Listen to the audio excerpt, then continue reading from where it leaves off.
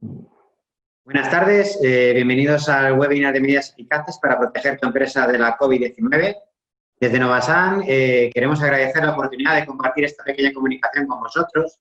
Sinceramente, somos una pequeña empresa, eso sí, con más de 30 años de historia en el mundo de la medicina tradicional china, donde destacamos sobre todo lo que es la distribución del mundo de la cultura. En esta sesión de prevención será impartida por José Antonio Ambrosiani, que es asesor experto en temas de prevención. José Antonio es ingeniero técnico industrial, licenciado en farmacia por la Universidad de Sevilla y técnico superior en prevención de riesgos laborales, con una amplia trayectoria en el sector industrial. Debido al número de participantes, que realmente está siendo un éxito, se realizará primero la presentación de la prevención, con una duración de unos 30 o 40 minutos, y posteriormente habrá un turno de preguntas. Ya cedo la palabra a José Antonio, que está en Sevilla. José Antonio, buenas tardes. Muy buenas tardes. Pues os agradezco vuestra presencia virtual, pero vuestra presencia. Y ante todo, pues quiero desearos a todos, sinceramente, que estéis bien y que estén bien vuestras familias.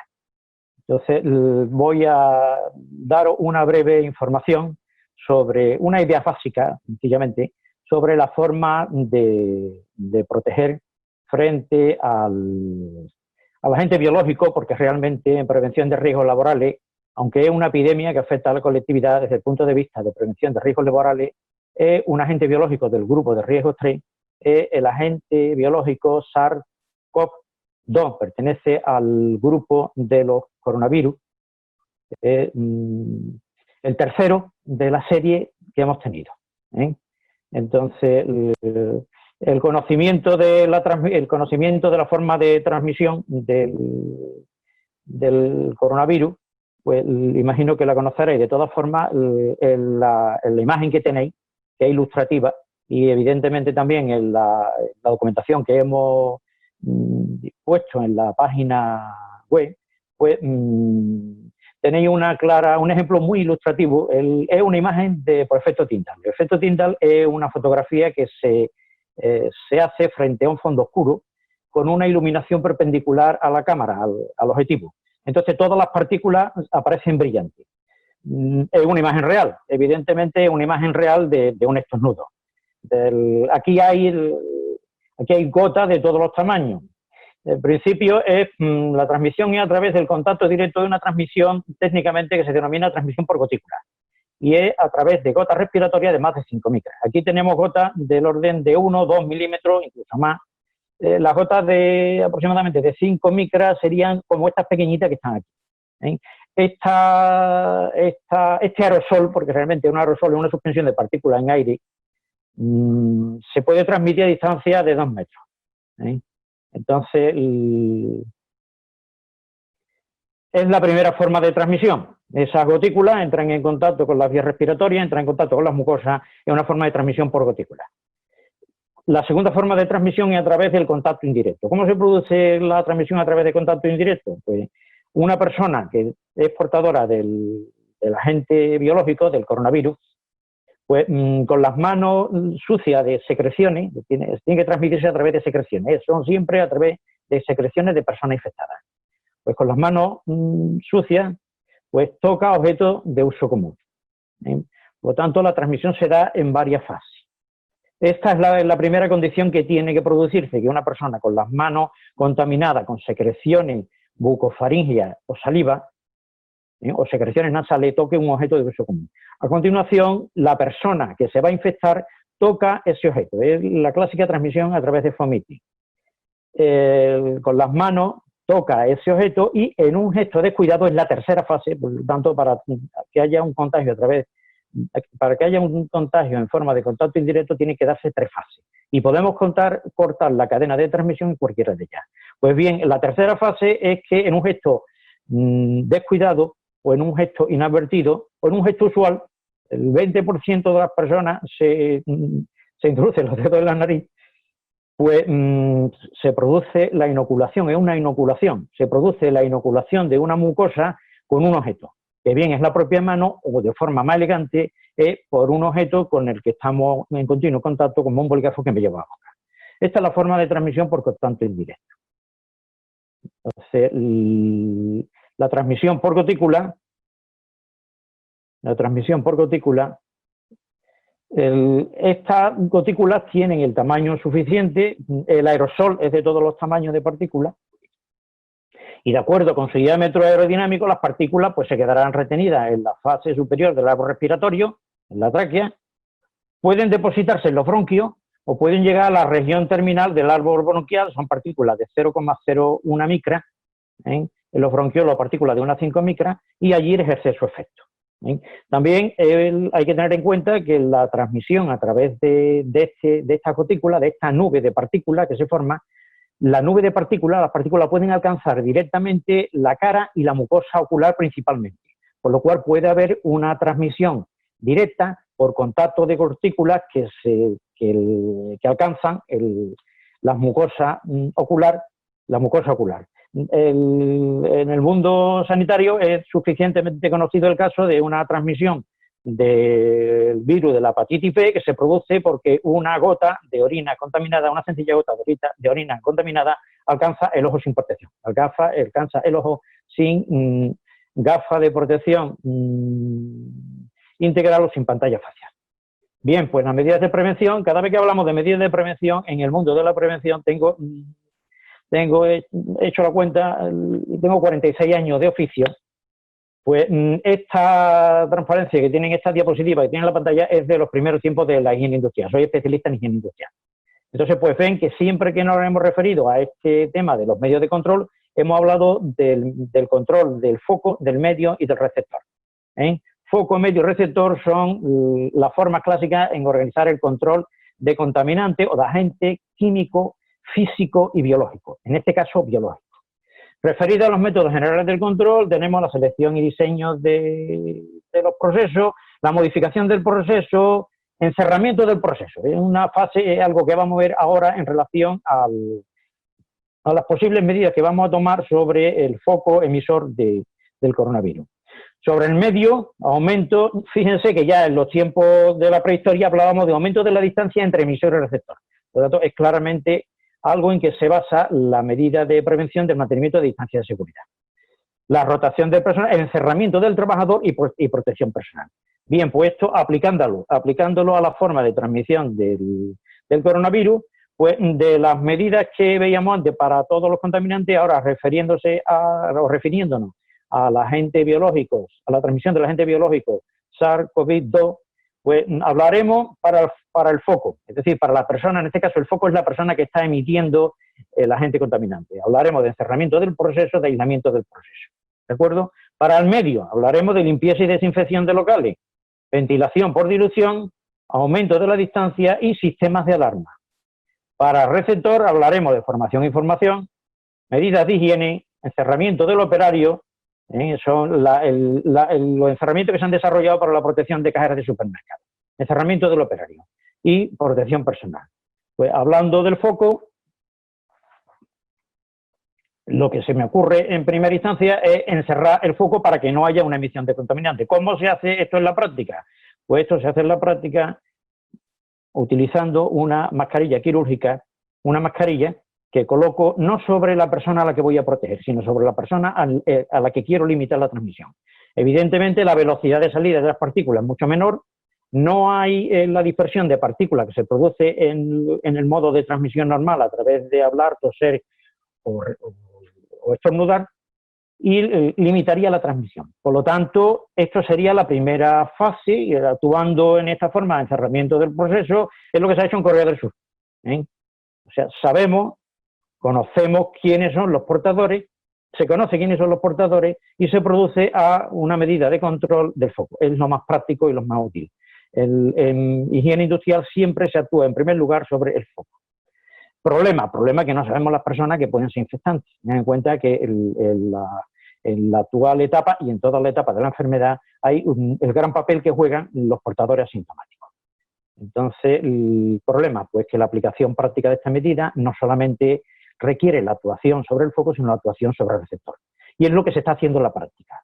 En la práctica, lo que se obliga es a que todas las personas utilicen una forma o bien de limitación de la emisión de partículas, o bien de una forma utilizando el mismo medio, o bien una forma de protección frente a esas posibles partículas.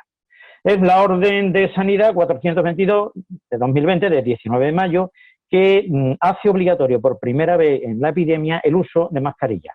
Es obligatorio en la vía pública, en los espacios al aire libre o en cualquier espacio cerrado de uso público, siempre que no se pueda mantener la distancia de seguridad o que no esté garantizada la distancia de seguridad de 2 metros. Pues es lo que podemos hacer sobre el foco. Evidentemente se ha hecho también la medida anterior que veíamos, que es el aislamiento. Es lo que hemos hecho todos, aislar los focos y los receptores para que no haya transmisión. Es de lo que acabamos de salir, en el aislamiento. Medidas de actuación sobre el medio, hablaremos de distancias de seguridad, de sistemas de alarma, de protección personal del receptor y de medidas de higiene del receptor. Bien, pues segunda fase de la actuación, hemos actuado sobre el foco, la segunda actuación es sobre el medio. Se prefiere actuar primero sobre el foco, después sobre el medio y por último sobre el receptor.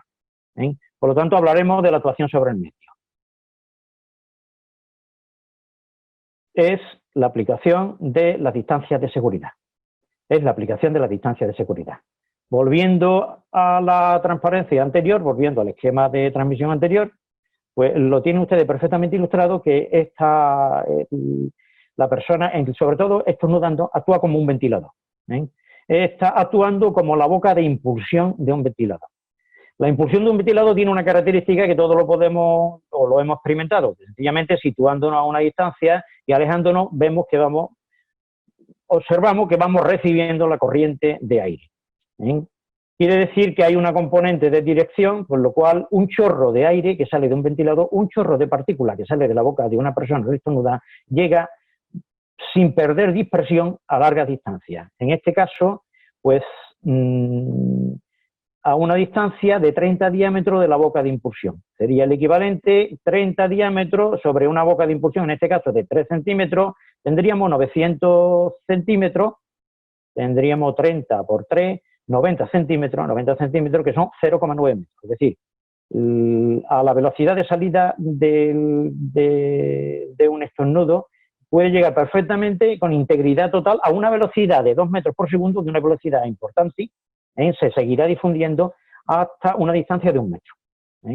El receptor funciona de una forma más suave porque absorbe las partículas de todo su entorno respiratorio. Por lo tanto, lo importante es limitar esta componente de velocidad o establecer la distancia entre la boca de la persona y la mía, en definitiva, que es la que va a recibir las partículas, para que esté en una situación en que no esté en la componente direccional de la salida de partículas. ¿De acuerdo? Pues esta distancia está establecida, se está aplicando. En Estados Unidos son 6 pies, es decir, 1,83 metros. En España son 2 metros. ¿De acuerdo? Pues es sencillamente el mantenimiento de una distancia de seguridad de 2 metros entre la persona emisora y el receptor. En este caso no sabemos quién es el receptor ni el emisor y por lo tanto no solamente recomendaría que se mantuviera la distancia de seguridad de 2 metros, sino que se utilizara siempre mascarilla de protección respiratoria en interiores. ¿De acuerdo? Pues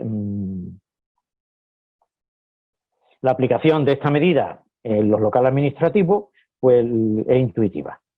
Hay que tener en cuenta que no solamente que las personas no permanecen siempre en una posición estática, sino que incluso en el escritorio se mueven para alcanzar objetos que están en el escritorio a una distancia de su silla habitual, o se pueden poner de pie para alcanzar un objeto. Quiere decir que la distancia tiene que estar garantizada con todos los movimientos que hace una persona en su actuación normal.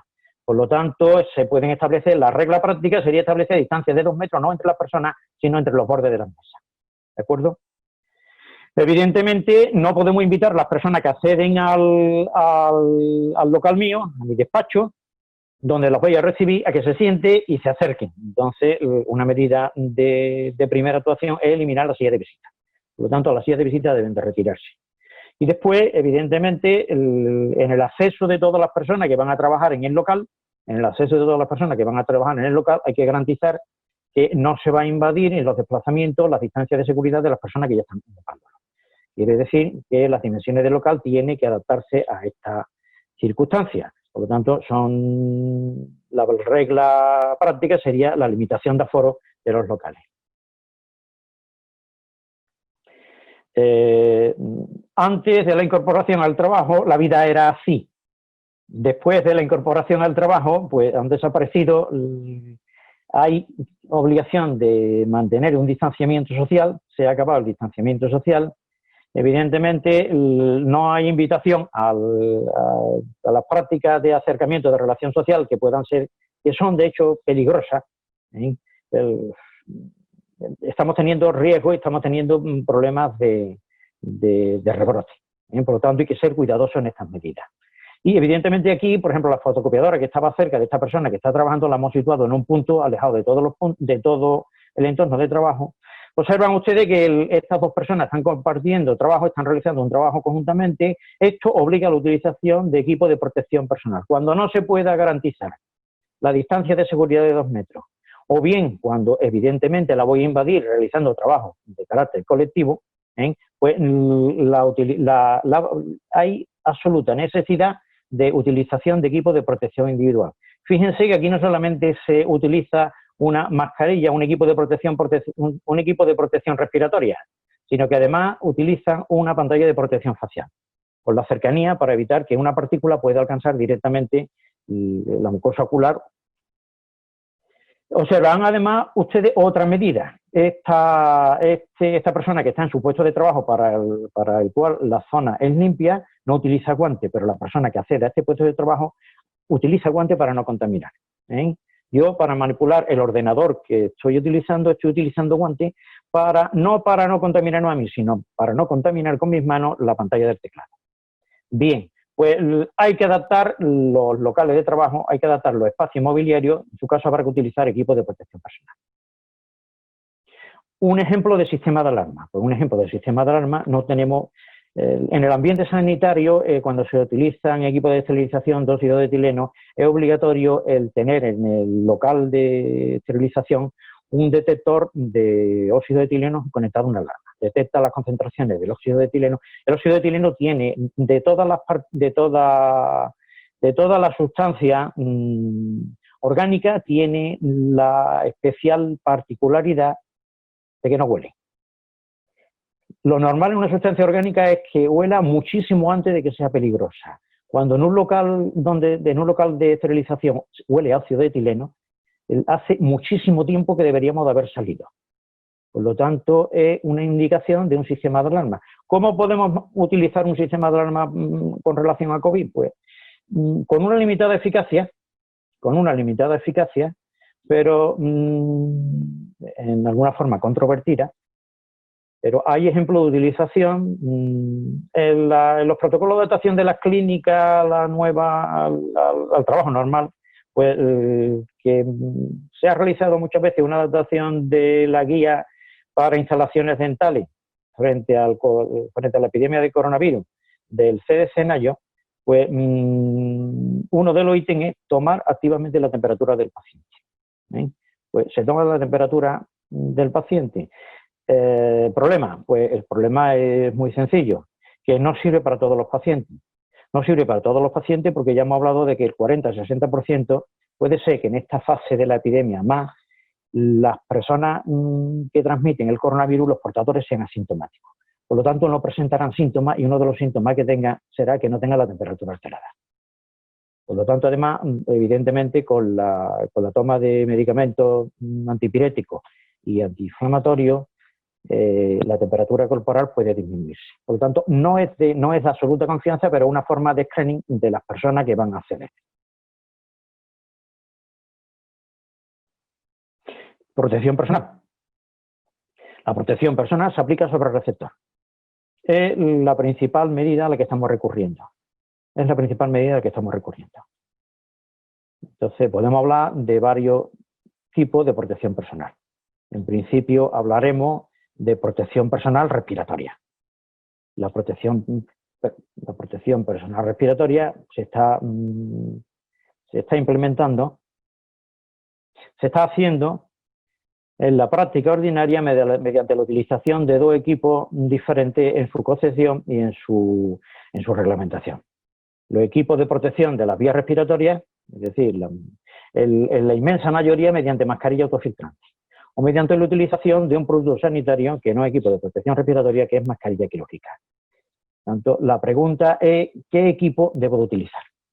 Pues el equipo que debo utilizar siempre en un lugar de trabajo, el equipo que debo de utilizar siempre en un lugar de trabajo es un equipo de protección personal de las vías respiratorias, es decir, un EPI.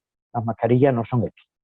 Entonces, las mascarillas, la guía de agentes biológicos del Instituto Nacional de Seguridad y Higiene en el Trabajo, del antiguo Instituto de Higiene y Seguridad en el Trabajo, de Seguridad y Higiene en el Trabajo, hoy Instituto Nacional de Seguridad y Salud en el Trabajo, dice: las mascarillas quirúrgicas no son EPI de protección respiratoria, no son un equipo de protección respiratoria, se diseñan para proteger el entorno de trabajo y no al personal. Es decir, la mascarilla quirúrgica no protege a la persona que la lleva puesta, protege de las proyecciones, de las salpicaduras, de las proyecciones, de las salpicaduras, de lo que emite la persona que lleva la mascarilla. Lógicamente tiene una función adicional. Si todo el mundo utiliza mascarilla, pues limitaré la emisión de partículas, la emisión de todo el mundo. Por lo tanto, es una forma de protección. Para proteger al trabajador contra la inhalación de agentes biológicos, siempre que sea un lugar de trabajo, debe de utilizarse un equipo de protección respiratoria. ¿De acuerdo? Las mascarillas, los equipos de protección, las mascarillas autofiltrantes, que son equipos de protección respiratoria, están certificadas respecto a EN 149, en la actualidad de la edición del 2001 y la adenda de A1 2010. Bien, pues, pero en la práctica estamos viendo que hay una enorme utilización de mascarilla quirúrgica. Por razones de desabastecimiento, las autoridades sanitarias han considerado el uso de mascarilla quirúrgica y otros equipos que no son EPI. Entonces hay una forma, hay un documento que es el procedimiento de actuación para los servicios de prevención de riesgos laborales frente a la exposición al SARS-CoV-2 del Ministerio de Sanidad, que hace una racionalización, evidentemente por desabastecimiento, de la utilización de estos equipos. Lo podemos ampliar en la transparencia siguiente. Entonces, para un puesto de trabajo de comercio, pues las características del puesto son que, como es un lugar de acceso público, todas las personas que acceden, tanto personal propio como visitante, como cliente, tienen la obligación de utilizar protección. Es decir, mascarilla de protección, mascarilla quirúrgica, en su caso, en el público, mascarilla higiénica. Entonces, le estaríamos en esta columna el contacto. Fíjense que si el contacto es a más de 2 metros, el procedimiento de actuación de los servicios de prevención permite que se trabaje sin mascarilla. Entre 1 y 2 metros recomienda mascarilla quirúrgica, hasta 1 metro recomienda la utilización de mascarilla quirúrgica. ¿De acuerdo? Esto es siempre para procedimientos que no generan aerosoles.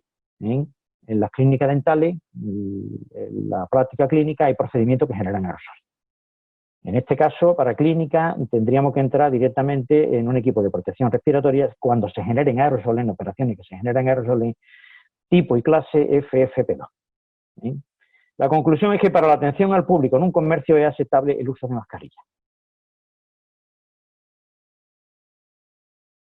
En la pantalla tenemos una mascarilla quirúrgica, de acuerdo a la norma de certificación, la EN 14863 es un producto sanitario.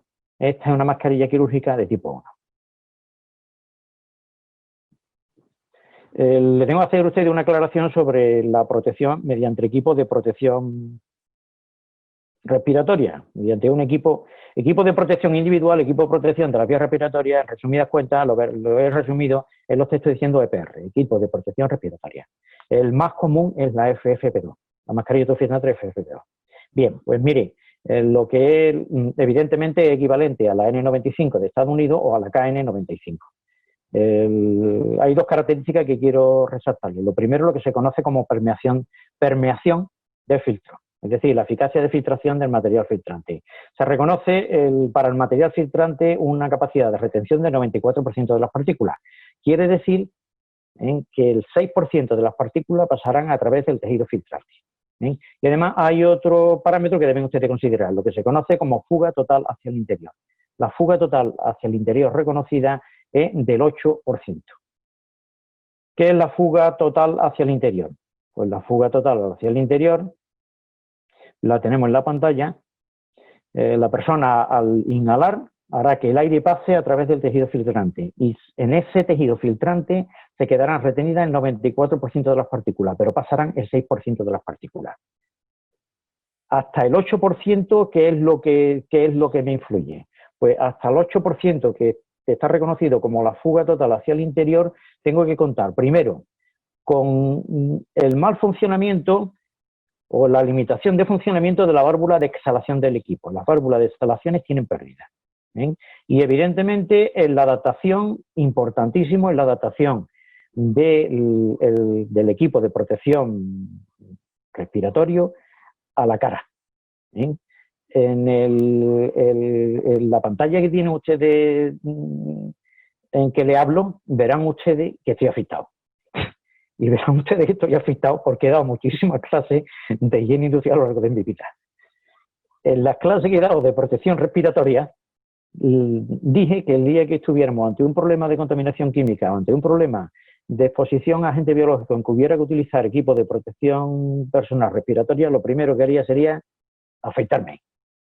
Por lo tanto, es importantísima la capacidad de cerramiento de, en este caso, del adaptador facial, que es también filtro, un equipo de protección, una mascarilla autofiltrante es a la vez adaptador facial y filtro a la cara. A la cara. No estén ustedes tranquilos cuando utilicen una mascarilla de protección, un equipo de protección respiratorio, utilicen gafas como yo y note que se le empañan las gafas al exhalar el aire. Está funcionando mal, sobre todo si tiene válvula de exhalación. Bien, pues la fuga total hacia el interior es un parámetro que mide las limitaciones que tiene el equipo en su totalidad. Es decir, el 8% significa que en el 8% está englobado el 6% de penetración a través del filtro de la materia particulada, la fuga a través de la adaptación de la cara con el adaptador facial y las limitaciones de la válvula de inhalación. ¿Qué quiere esto decir? Pues le quiere usted decir que la capacidad de protección de un equipo de protección respiratoria, una FFP2, la tienen aquí. 10. Tiene un factor de protección de 10. Significa que reduce la contaminación en el interior del equipo de protección a la 10ª parte. Si están ustedes expuestos a una concentración de 1000 partículas por metro cúbico de un agente viral o del contaminante que sea, si están expuestos a 50, 100 miligramos metro cúbico de una sustancia en el aire, al final van a inhalar 5 miligramos metro cúbico. Por lo tanto, ojo que estamos ante un agente biológico, que no se mide en concentraciones.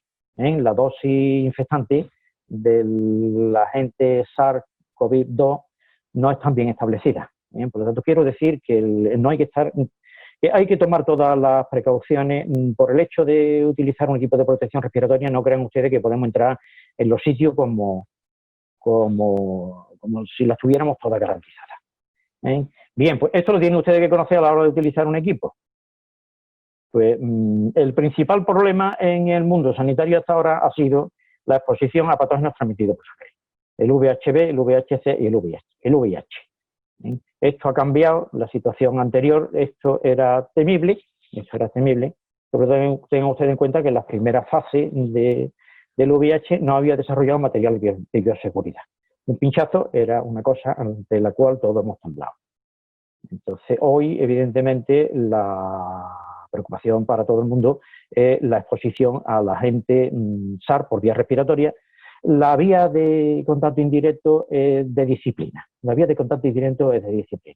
Entonces, para clínica, el equipo de protección personal que se recomienda por el CDC NAYO es un equipo para procedimientos que generen aerosoles, es un respirador N95, mascarilla autofiltrante FFP2, fíjense lo importante, o superior, es decir, lo mínimo que se recomienda es FFP2 o superior. es aceptable la utilización de mascarilla quirúrgica y de una pantalla de protección facial. ¿De acuerdo? Pues en la práctica, lo que todo el mundo utiliza en todos los sitios, tanto en comercio como en la industria, como en todos los sitios que he visto, es la doble protección. Es pantalla de protección facial y una mascarilla autofiltrante. Lo que en la práctica desarrolla, incluso el doble uso de un equipo de protección ocular. La protección ocular ha ido a equipo, un ejemplo de utilización en la industria alimentaria, lo mismo, pantalla de protección facial y un equipo de protección respiratoria, en este caso es una mascarilla autofiltrante. ¿Qué elegirían ustedes? Una pantalla de protección facial. Hay dos equipos recomendados, gafas integrales, una gafa integral, gafa de montura integral, es la que recoge el ojo y lo encierra, son gafas de motorista. Las que yo llevo puestos son gafas de montura universal. Pues tienen ustedes dos elecciones, gafas de montura integral o bien una pantalla facial. ¿Qué elegirían ustedes? Pues la pantalla facial protege el rostro completo, protege toda la cara y protege frente a salpicaduras. En los sitios donde hay aerosoles es necesario garantizar una cierta hermeticidad de los ojos. Por lo tanto, la gafa integral tiene la característica de que proporciona hermeticidad, pero solo protege los ojos. Por lo tanto, habrá que utilizar una u otra o ambas dos de acuerdo a su criterio. Los equipos anteriores, evidentemente, tienen que ser compatibles con la protección respiratoria, son compatibles con un equipo de protección respiratoria con mascarilla autofiltrante FFP2, FFP3. Verán que no hablo de la FFP1 nunca, no hablo de la FFP1. ¿Qué más?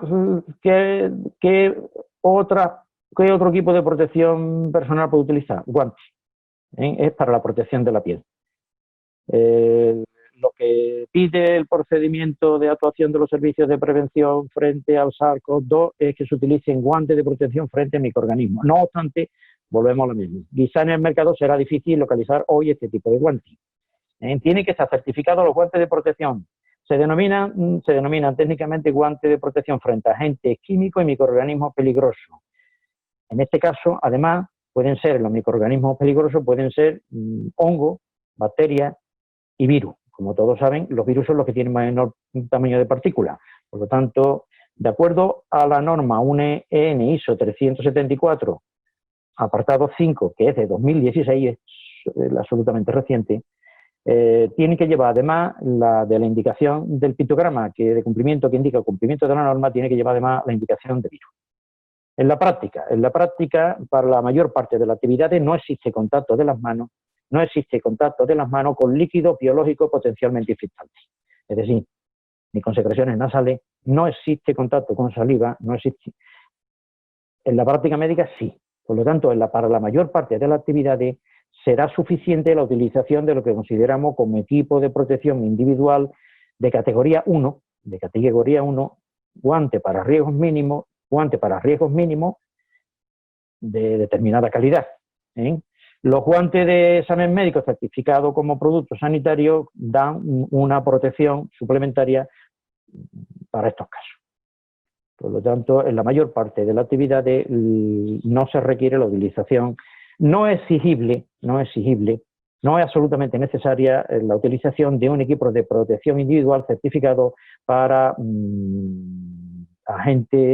para contaminantes químicos, para productos químicos y microorganismos. Basta con la utilización de un guante de examen clínico o incluso guante para riesgos mínimos los que yo llevo puestos son guantes para riesgos mínimos, son de nitrilo. Por último, las medidas de higiene.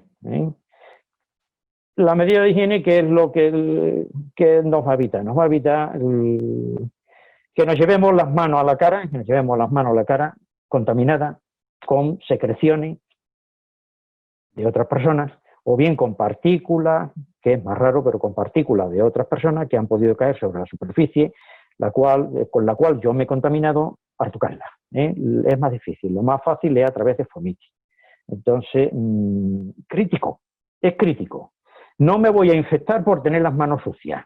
No me voy a infectar por tocar picaporte. No me voy a infectar por tocar el pulsador del ascensor de mi casa. No me voy a infectar por ninguna de esas cosas. El momento en que me infecto es cuando llego a mi casa y sin darme cuenta y sin lavarme las manos y sin realizar una limpieza escrupulosa de las manos, me llevo las manos a los ojos para quitarme la narilla, para quitarme la lentilla, a la nariz, para sonarme las secreciones, para eliminar las secreciones, o inadvertidamente me meto las manos en la boca. Es el momento de la contaminación. Antes ustedes no se han contaminado. Por lo tanto, es crítico evitar cualquier práctica de contacto de las manos con la mucosa bucal, nasal o ocular. Y en general, de contacto, mano y cara. Por lo tanto, la higiene de manos es la principal medida de prevención. Lavarse las manos. Pues los detergentes ordinarios bastan. Pues, quiero hacer una aclaración. Detergente, yo he utilizado durante la epidemia no jabón de tocador, sino detergente. La diferencia entre un jabón de tocador y un detergente es que el detergente tiene una base química que se llama ABS, que es un compuesto químico que se llama alquil-bencel sulfonato, sódico. Los jabones de tocador tienen base en una sal sódica de un ácido graso.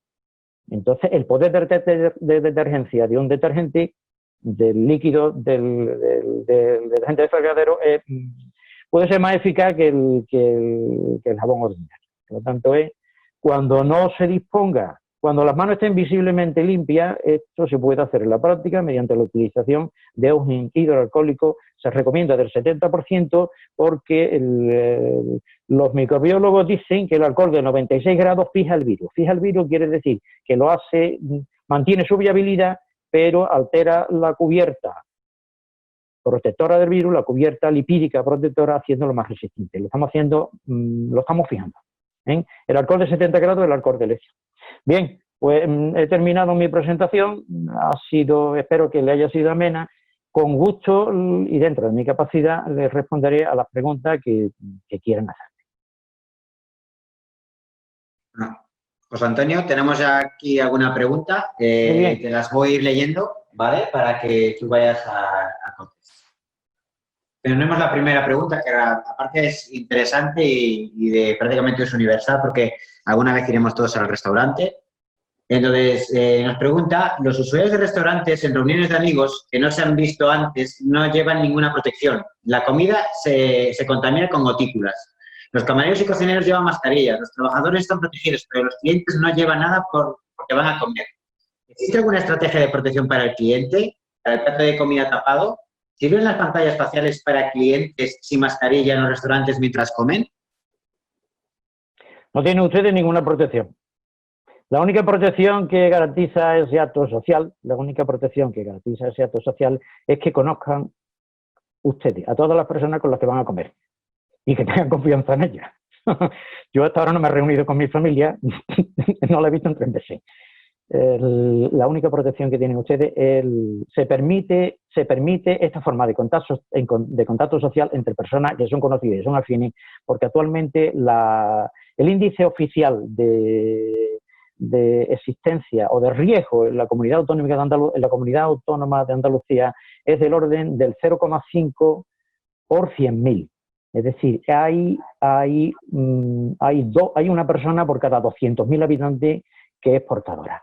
Entonces, lo único que les protege en este acto social, es que el camarero vaya protegido, evidentemente, la higiene que tenga el establecimiento y después la confianza que tengan entre ustedes. Es lo único que les protege. Si pueden ustedes guardar una distancia de 2 metros mientras están comiendo, se lo recomendaría. Y si en vez de comer en un sitio cerrado comen al aire libre y se separan comiendo entre 2 metros, lo hacen de pie en una mesa amplia y mantienen la distancia de 2 metros, la distancia de 2 metros es importante. Bien, si me hacen alguna pregunta sobre la importancia de la distancia de 2 metros, se la puedo contestar. Pero la respuesta es que no tienen ustedes ninguna medida. La única medida que hay en ese acto es la confianza que puedan tener entre ustedes y la estadística de coronavirus en la población. Otra pregunta más que tenemos es, sobre todo de nuestro sector, y es, para las consultas de acupuntura, ¿sería igualmente de uso la doble mascarilla, protección ocular, gorro, guantes, ropa impermeable y protectores de calzado? ¿Sería para el practicante, para el acupuntor? La práctica de la acupuntura es una práctica de contacto con la piel íntegra del paciente. Entonces, en el ambiente sanitario, la práctica de la acupuntura, el contacto con la piel íntegra del paciente, lo que es el contacto de las manos no requiere ninguna protección. El contacto de las manos. Lógicamente, habrá que preservar la piel del paciente de sus propias secreciones. Por lo tanto, tendrán ustedes que utilizar guantes, pero para proteger al paciente de sus secreciones. Y después ustedes deben de utilizar protección respiratoria porque están en un local cerrado, no tienen garantizada la distancia de 2 metros con la boca del paciente. La acupuntura la va a practicar en diferentes puntos del cuerpo y evidentemente la distancia de 2 metros no la tiene garantizada. Por lo tanto, además recomendaría lo que es la práctica sanitaria actual, que es la utilización de pantalla de protección facial y mascarilla, en este caso quirúrgica, porque no hay aerosoles. Por lo tanto, la práctica de protección de los pies mediante el protector de pie, pues es una práctica adecuada porque, evidentemente, aunque ahora la radiación ultravioleta del sol lo va a quemar todo, siempre hay la posibilidad de que haya un escopitajo en la calle, que lo piensen ustedes y que inadvertidamente lo lleven los pies, evidentemente van a contaminar el suelo ustedes y el paciente al que atiende. Por lo tanto, la práctica de utilización de tener un protector para los pies y está reconocida en la guía de clínicas dentales del CDC. Bien, por lo tanto, les resumo: guante, mascarilla, protección facial y limitar el contacto, o sea, de tener garantizada la superficie de los pies que estará contaminada. De acuerdo. Otra pregunta más. ¿Es necesario utilizar guantes para hacer masajes? Para no contaminar la piel del paciente, sí. Para protegerse usted, no. Para protegerse usted, no. Porque el virus no se transmite a través de la piel. El virus no se transmite a través de la piel, ni significa que la piel del paciente, de los líquidos, de los fluidos internos no pueden pasar a la piel. Y usted además no lo puede transmitir por su piel. Siempre que tenga la piel íntegra. Volvemos a lo mismo, es la piel íntegra. Es lo que se ha realizado en la práctica para evitar la transmisión, sobre todo cuando se tocan mucosas, o cuando se manejan líquidos biológicos de la piel que tengo yo protegida por el guante. La piel íntegra no va a haber transmisión ni del VHB, ni del VHC, ni del VIH, tampoco de la gente SARS-CoV-2. ¿De acuerdo? De momento que usted se muerda la uña, de momento que usted tenga heridita en la piel, es una vía de transmisión. Por lo tanto, está recomendado el uso de guantes. También otra pregunta cortita. ¿Podemos bañarnos tranquilamente en las piscinas de los gimnasios? ¿Perdón? ¿Podemos bañarnos tranquilamente en las piscinas de los gimnasios? Yo me voy a bañar, entonces, bueno, pues no sé lo que harán ustedes. Me voy a bañar tranquilamente porque llevo sin hacer deporte hace 3 meses. Entonces yo me voy a bañar el 1 de julio. Entonces, se puede. Es más, creo y tengo entendido que los sitios de uso común cerrado en las piscinas van a estar cerrados. Es decir, no van a poder utilizar ni vestuario ni ducha. Pero el ambiente al aire libre no tienen absolutamente ningún problema. Fíjense, se lo iba a decir, que el volumen de una esfera es 4/3 de pi r cubo. Significa que a 1 metro de distancia de mi boca, la concentración a 1 metro de distancia de mi boca, si a 10 centímetros hay una concentración C, a 1 metro hay una concentración 1000 veces menor. Y a 10 metros la concentración es 1.000.000 de veces menor que la distancia que es una piscina. Con una corriente de aire no corren ustedes absolutamente ningún riesgo.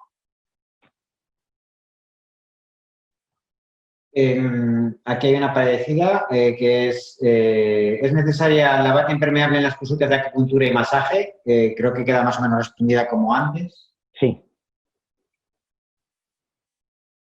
Y otra más que tenemos por aquí es en cuanto a los guantes, ¿no? Se habla mucho de los guantes de nitrilo, ¿no? Que tienen que tener la N374.5 y un espectador pregunta si vale cualquier guante, sean látex, nitrilo, vinilo, mientras tenga el código que recomiendan o hay alguno mejor que otro. Vamos a ver,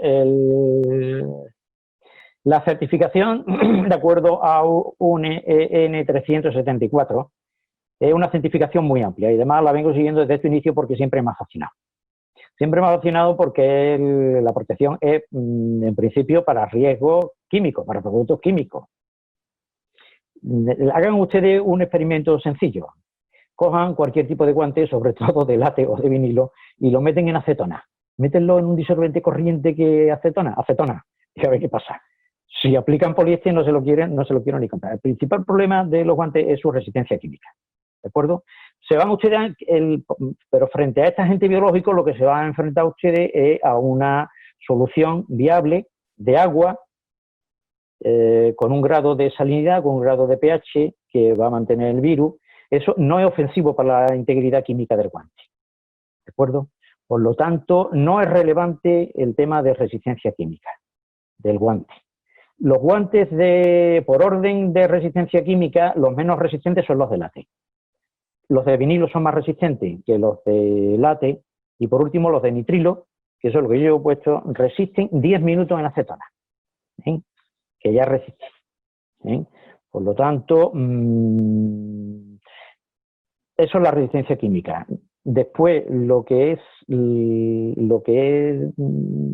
la penetración de un virus, que viene a ser lo mismo que la penetración por un agente de un preservativo, pues en este caso no es significativa.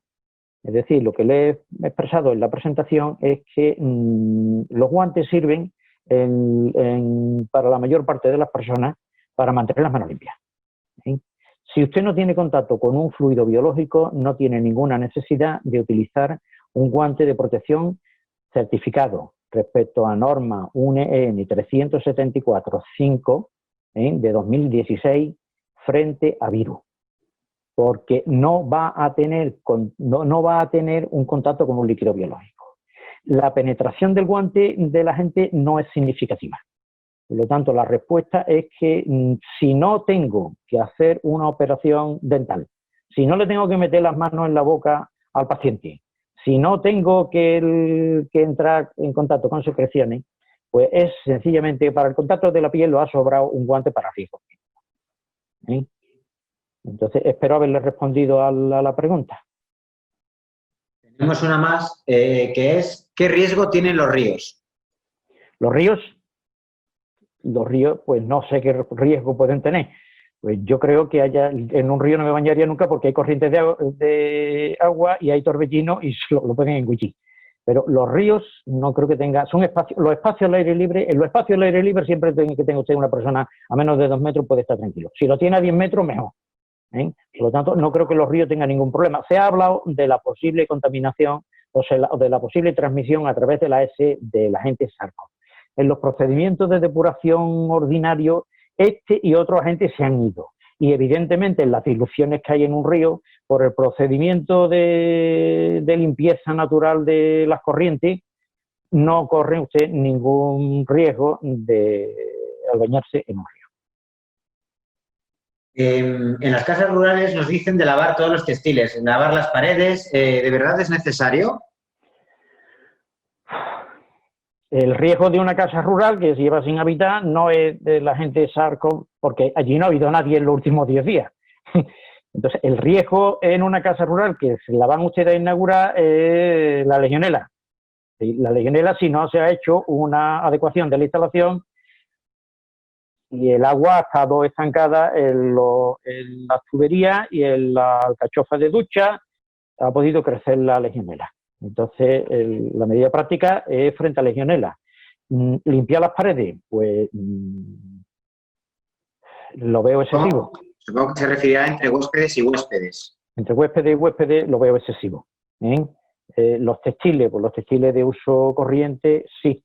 Evidentemente, si una persona ha habitado la casa con coronavirus, algunas partículas infectantes pueden estar sobre las paredes, algunas partículas infectantes pueden estar sobre los tejidos. Entonces, la desinfección total de una casa rural no sé si es una medida que se pueda realizar en la práctica o que sea asible en la práctica. Quizás el uso de humidificadores podría ser una solución, ¿no? Una limpieza por desinfección de un agente gaseoso, pues podría ser una solución, claro que sí. Pero les quiero tranquilizar que el principal riesgo que tiene una casa de uso que no la había ya evitado antes el riesgo de legionela. ¿De acuerdo? De acuerdo. Otra pregunta, sobre todo sobre nuestro sector. ¿En la sala de masaje podemos poner en marcha el aire acondicionado? ¿Se puede poner aire acondicionado y abrir la ventana? Los aire acondicionados usuales son sistemas que se denomina de fan coil, es decir, son sistemas en que la circulación del aire no es con toma de aire exterior. Lo que hace el equipo interior y el equipo exterior, ambos dos, la unidad interior es recircular el aire, no hay ventilación. Por lo tanto, lo que están haciendo ustedes es recircular el aire interior. Quiere decir que si no abren la ventana y utilizan sencillamente, si conectan el aire con la ventana cerrada, lógicamente van a tener un acondicionamiento muy agradable, pero no va a haber ventilación. Por lo tanto, la carga vírica en el aire puede incrementar. Lo que usted ha dicho de poner el aire acondicionado y abrir la ventana no es ninguna tontería, porque está haciendo las dos cosas. Lógicamente, la factura de la luz se le va a ir por las nubes, pero está haciendo las dos cosas. Está refrigerando y está introduciendo ventilación. Lo que contribuye a la dilución del aire no es la conexión de la unidad de aire acondicionado. Lo que contribuye a la dilución del aire es la apertura de la ventana. Con una ventilación natural a través de una ventana da un caudal de aire enorme. O sea, una ventana abierta proporciona un caudal de aire de ventilación enorme. Mucho más que un ventilador. Un ventilador de pared, me refiero, un extractor de aire. ¿Dónde se pueden consultar los estudios de permanencia del virus en diferentes superficies? No sé si hay algún estudio en cualquier publicado. Página de internet. La documentación oficial que utilizo es la del Ministerio de Sanidad y Consumo, que la puede localizar en la página del Ministerio de Sanidad de COVID. Información, en el apartado de información para los profesionales hay un documento que lo utilizo con frecuencia porque dice bastante más cosas de lo que se pueden decir, y se llama Información científico-técnica frente a COVID-19. Ha habido varias actualizaciones. La primera fue de 30 de marzo y posteriormente han ido actualizando este documento. Entonces, le aconsejo que él utilice un documento de crédito, porque lo que es la permanencia del virus lo puede consultar sencillamente en Google. Pero le aconsejo que utilice un documento de crédito como un documento oficial del Ministerio de Sanidad y lo puede localizar, ya les digo, en la página del Ministerio de Sanidad, información para profesional, información científico-técnica. ¿El uso de la luz ultravioleta para desinfección en consultas, qué opina? Que es positivo. Yo no tengo consulta, pero utilizo la radiación ultravioleta natural en Sevilla, que lógicamente lo desinfecta todo. Entonces, claro que sí. Es una buena medida de la radiación ultravioleta. El aire es un medio inadecuado, es un medio hostil para los microorganismos por su sequedad, por su carencia de nutrientes y por la exposición a la radiación ultravioleta del sol. Por lo tanto, la radiación ultravioleta del sol es lo que contribuye a la esterilización de las prendas que se ponen al sol. Una de las medidas que yo utilizo es para las mascarillas el ponerla al sol, aparte de desinfección de ponerla al sol. Y, lógicamente, la ventaja de las lámparas germicidas es que mientras la radiación solar tiene un limitado contenido en la radiación ultravioleta de mayor potencia, que es el ultravioleta C se queda retenido en las capas las altas capas de la atmósfera. El ultravioleta C no podríamos vivir. Las lámparas no podríamos vivir. Las lámparas germicidas lo que emiten es ultravioleta C, que es el que tiene mayor capacidad, mayor potencia, mayor energía, el ultravioleta de mayor energía y el que tiene mayor capacidad de desinfectante. Por lo tanto, la utilización de ultravioleta es una buena medida de desinfección de superficies. Bueno, pues creo que no tenemos ya ninguna pregunta más. Agradecer sobre todo a ti, José Antonio, por tu tiempo, por esta conversación y tu experiencia en el sector de la prevención, y a todos los asistentes que hemos tenido a lo largo de hoy. La presentación va a ser grabada y podrá ser descargada, si quieren, de nuestro canal YouTube y que recibirán el enlace próximamente. Le agradecemos a todos vuestra participación. Muchas gracias.